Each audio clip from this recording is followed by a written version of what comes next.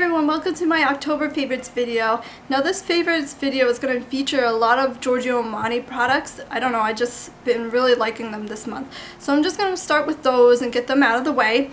First of all, I want to talk about the Giorgio Armani Maestro foundation. This is the newest foundation by Giorgio Armani, and it's supposed to have like a crazy new formula that's unprecedented and new technology and blah blah blah blah blah. But anyway, I've heard mixed reviews about this foundation. A lot of people either love it or they hate it.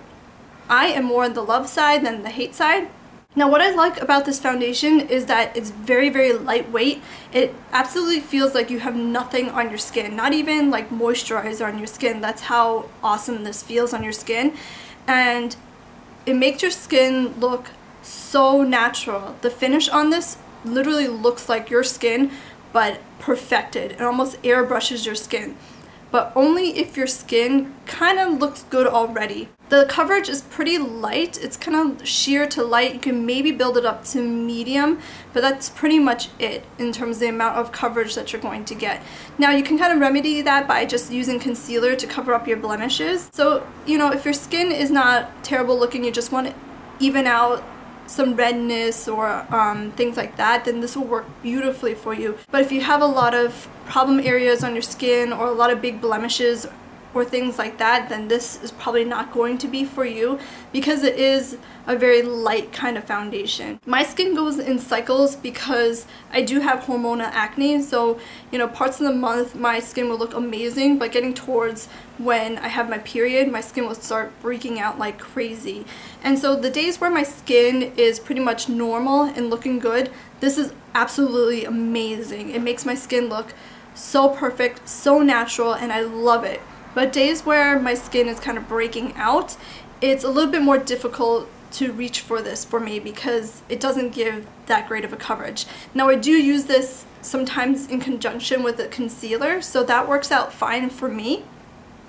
Now a lot of people also say that this clings to dry patches and things like that, so if you have dry skin, it's not for you. Now I have dry skin, but I take care of my dry skin, so I make sure that it's well moisturized and everything like that. So if you know, if you take care of your dry skin, then if you have dry skin, you can absolutely use this foundation, no problem. But if you do have some dry patches, then this will cling to it a little bit. It might look a little bit more powdery because this kind of has some oils in it, and if it doesn't have a chance to kind of sink into your skin, then it'll just sit on top of your skin, and that's kind of how it will enhance kind of dry patches. So kind of going along with that, when you first put this foundation on, it doesn't look perfect. You might think like my face looks worse than, you know, if I didn't have anything on at all.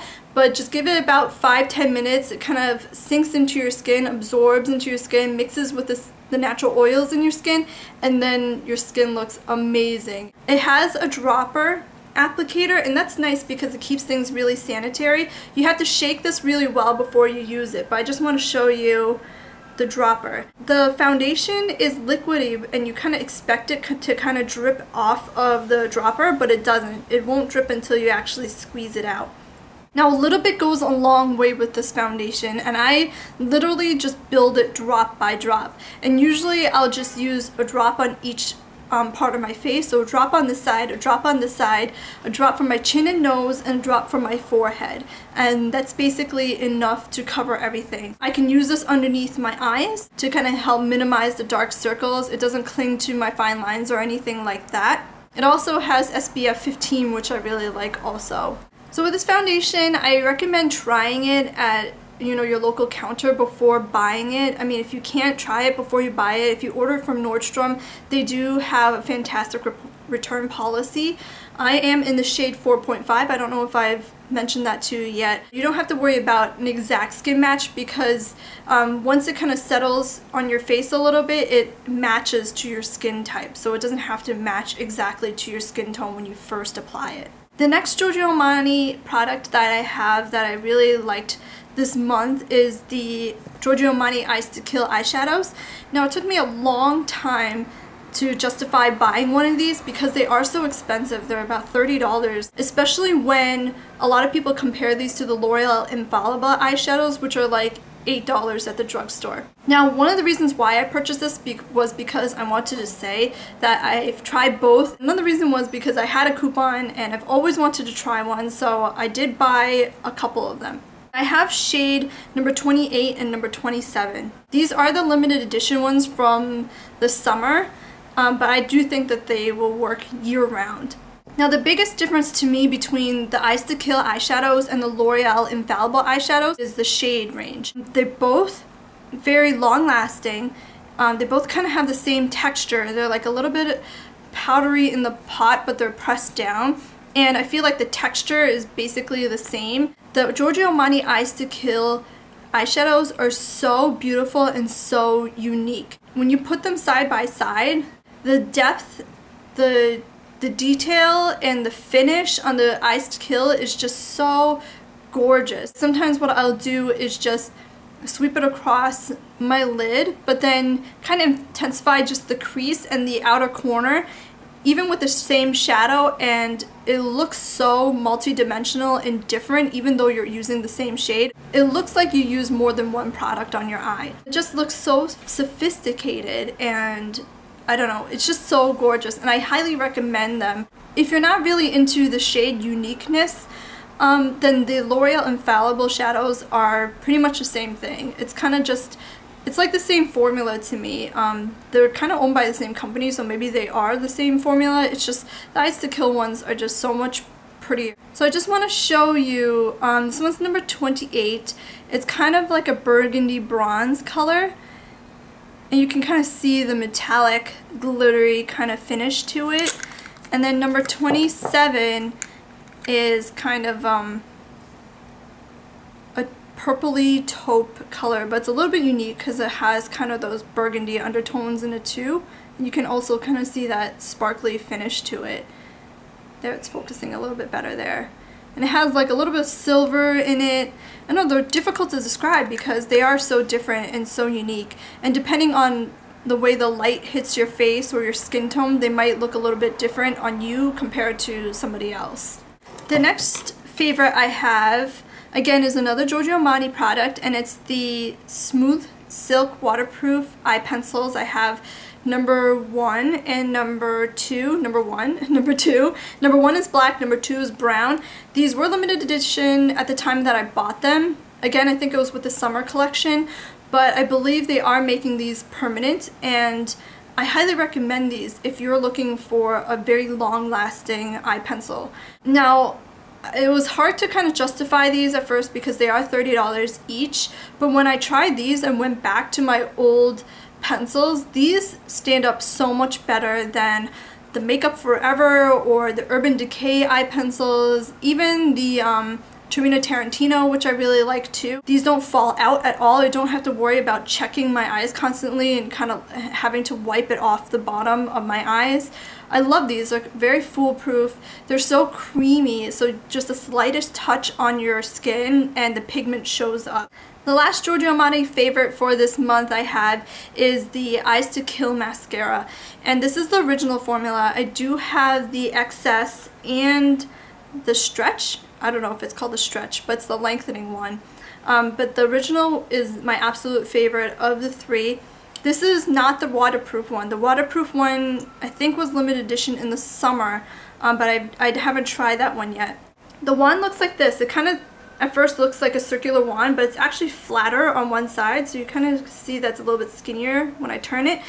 And that kind of helps push up your lashes, and it kind of flattens it up against your eye a little bit to help boost them and give them lift and to hold the curl a little bit better. Curl amazingly. If you are having trouble with your lashes not holding a curl, try this product. It's amazing, and it works amazing with any type of mascara. There are some mascaras in my collection where I just kind of like brush them off because I didn't like them, and I decided to kind of experiment a little and try it on top of this base, and even the mascaras that I hated and didn't like and didn't want to use anymore worked well with this base. So whether it's a high-end mascara, a drugstore mascara, whatever, it works amazing with this product. It's just a clear base, which I also like that the fact that it is clear, because some other lash primers are white, so you can't wear them by itself. If you feel like just wearing this by itself, like maybe on a weekend, or if your lashes look already pretty good but you just want like a nice curl to them,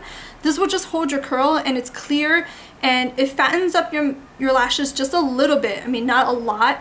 But you can wear this alone. It also is nourishing, so since using this, I've been using this for a few months now. I want to say like 4 or 5 months, and I've noticed a difference in my lashes. I've noticed that they're a little bit longer, a little bit fuller.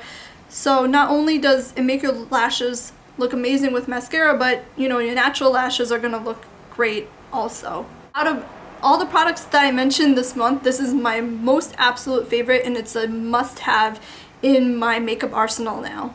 Moving on to cheek products, and this is not Giorgio Armani anymore. The blush that I have been reaching for non-stop this month is the MAC Fleet Fast blush. This was from the limited edition Hey Sailor collection that came out last summer, so I'm not sure if you'll be able to find it anymore. But just the color is more of like a darker peach kind of color. And I didn't use this very much over the summer, but now with the fall, in general, I've been liking like darker makeup, and I've been reaching for this non-stop. It's pretty much the only blush I've been using all month. So I really like this blush, and I'm sorry if you can't find it, but I'm sure you could probably find something similar to it. My next favorite is fairly new, but it's an instant favorite for me. It's the Chanel Notorious Sculpting Veil for Eyes and Cheeks. Now this product won't work for everybody, because obviously when you look at the color, it may look like a bruise on your face, more so than a natural shadow. For me, this color looks like a natural shadow as long as I blend it really well and build it up slowly. If you use too much, then it can look like somebody knocked you in the face. So this won't work out for everybody, but if it does work out for you, it's amazing. It matches the shade of the natural shadows of my face perfectly, so when I use it, it just looks like instant cheekbones on my face. It's just the perfect contouring color.